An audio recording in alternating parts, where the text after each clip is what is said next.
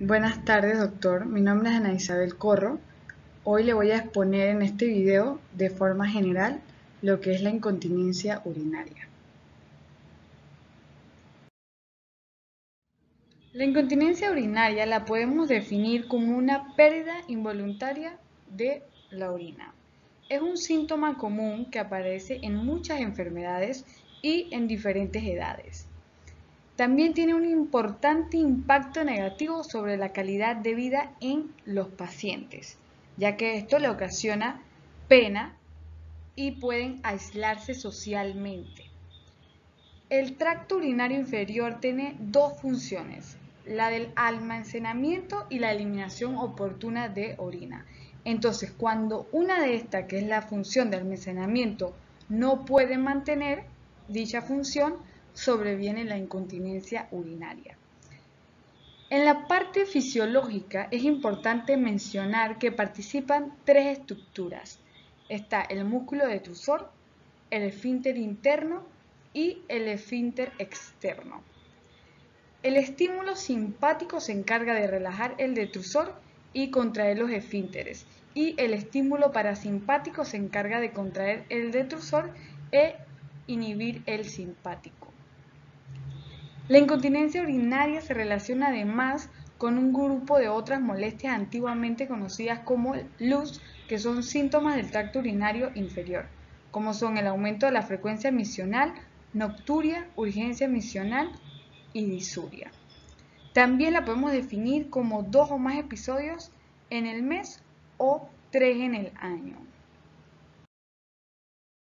En la epidemiología, la prevalencia general en las mujeres se reporta un 38%, aumenta con la edad de 20 al 30% durante los primeros años de vida, a casi 50% en la vejez. En los varones va de 1 al 39%. La población anciana que vive en residencias o instituciones como los asilos tiene una prevalencia del 70% y es el doble de frecuente en las mujeres que en los varones.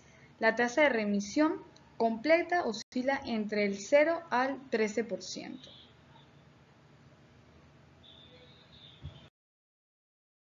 La etiología y la fisiopatología. Existe una serie de factores asociados con un riesgo aumentado de aparición de dicha incontinencia, entre las cuales podemos identificar el sexo, que dijimos que es más frecuente en mujeres que en hombres, la parte genética, la edad. También podemos ver factores en el parto. Si es un parto vaginal, se asocia con lesión directa de los tejidos blandos pelvianos, así como una denervación del piso pelviano. También podemos asociar a la obesidad factores urogenitales, por ejemplo, un colapso de la pared vaginal, de los órganos pélvicos, alguna cirugía uroginecológica, cistitis. También podemos encontrar factores en los varones, edad avanzada, síntomas de vías urinarias inferior, infecciones, deterioro funcional. La incontinencia urinaria puede ser transitoria o permanente. Cuando es transitoria o aguda, ocurre en las mujeres después del parto o durante una infección aguda de las vías urinarias. Por lo general, esta ocurre en un plazo de 6 meses y se resuelve de una forma espontánea, versus la permanente o crónica, que puede deberse a varias causas, a menudo es muy persistente, progresiva, más o menos dura más de 6 meses y es difícil que se resuelva con el tratamiento. Existen en la parte fisiopatológica de la incontinencia urinaria varios factores anatómicos, bioquímicos, neurológicos y endocrinos. En la parte de la clasificación, de acuerdo a su etiología, se basa en dos afecciones genéricas, como las anomalías vesicales, como la hiperactividad del detrusor, que causa una inestabilidad o hiperreflexia del detrusor. También están las anomalías esfinterianas, como la hipermovilidad uretral y la deficiencia esfinteriana intrínseca, ya sea por alguna cirugía uretral previa, lesiones neurológicas a nivel sacro, radiación o un déficit de estrógeno.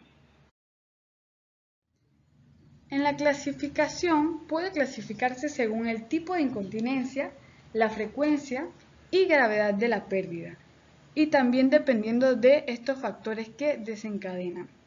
La clasificamos como incontinencia de esfuerzo, que se debe a un aumento de la presión abdominal. También tenemos la incontinencia de urgencia,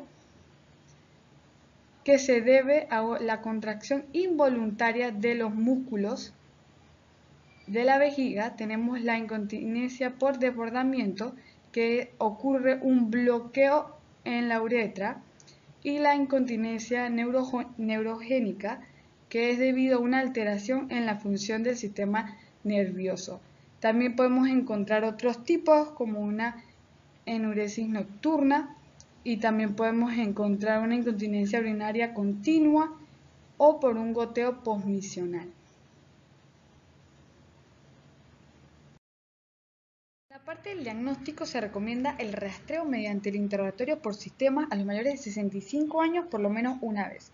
Toda evolución de la incontinencia urinaria debe comenzar con una historia clínica minuciosa en donde se le va a realizar al paciente diferentes preguntas, por ejemplo, la que se enseñan en el cuadro: cuándo ocurre, por cuánto tiempo ha sido la incontinencia un problema para usted, está mojado la mayor parte del día, esta situación evita que usted socialmente se aísle para prevenir accidentes, qué tan problemática se ha vuelto esta condición.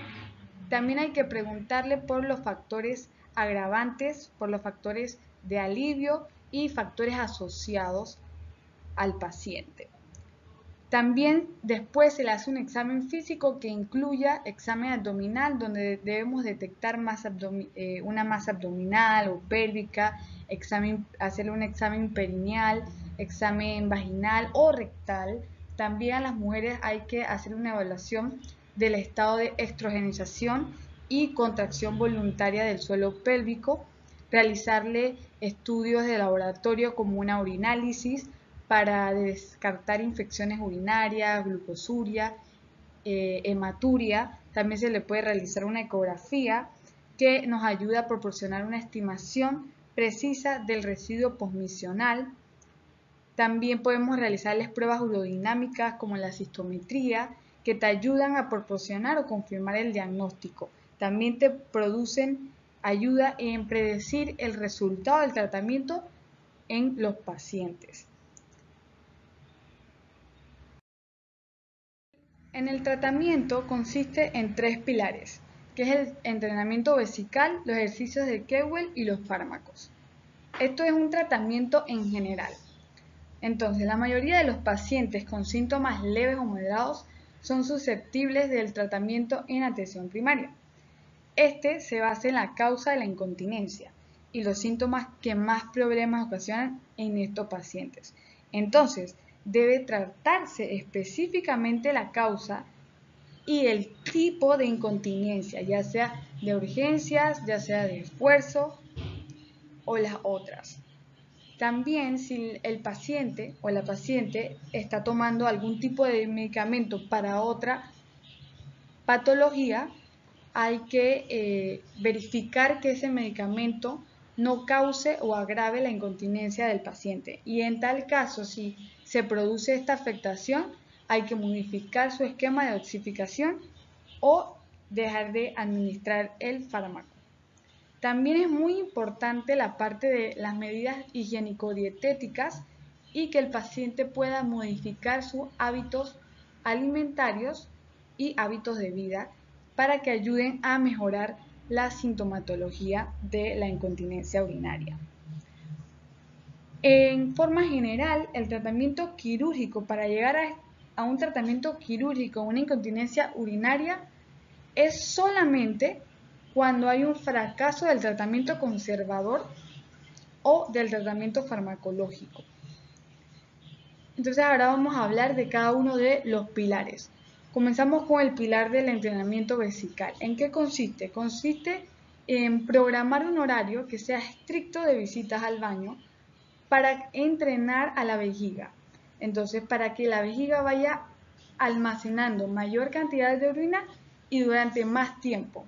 Así, además de aprender a controlar mejor la necesidad de acudir urgentemente al baño. El entrenamiento vesical involucra la micción en momentos establecidos, cada 2 o 3 horas, durante la vigilia. Con el tiempo, este intervalo puede aumentarse a cada 3 a 4, cada 2 horas si se les pregunta si desean orinar o si se encuentran secos o mojados. Están los ejercicios de Kegel. En estos ejercicios lo que consiste es en ejercitar los músculos pelvianos.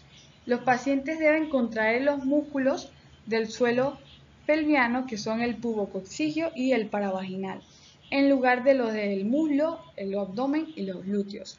Entonces consiste en que los músculos pelvianos se contraigan durante 10 segundos, luego la paciente se relaja durante 10 segundos más y se repite más o menos entre 10 a 15 veces, 3 veces al día. Los fármacos que se incluyen en la incontinencia urinaria están los anticolinérgicos y los antimuscarínicos, que lo que se encargan es de relajar el detrusor, y los agonistas alfa-adrenérgicos, que incrementan el tono del esfínter. Algunas recomendaciones para el paciente, como por ejemplo beber menos líquido, procurar que las exposiciones sean más regulares, orinar con mayor frecuencia, evitar alcohol, cafeína, porque pueden estimular la vejiga, bajar de peso si el paciente tiene sobrepeso, mantener los niveles de glucosa en sangre si el paciente es diabético. Y también es importante recalcar algo, que con los años se aumenta la capacidad vesical, disminuye la capacidad de posponer el vaciado, aumenta la presión de cierre del esfínter externo, aumenta el residuo posmisional, disminuye la sensación de vejiga llena, aumenta la nocturia, aumenta las contracciones del detrusor, y todo esto determina la aparición de una incontinencia urinaria.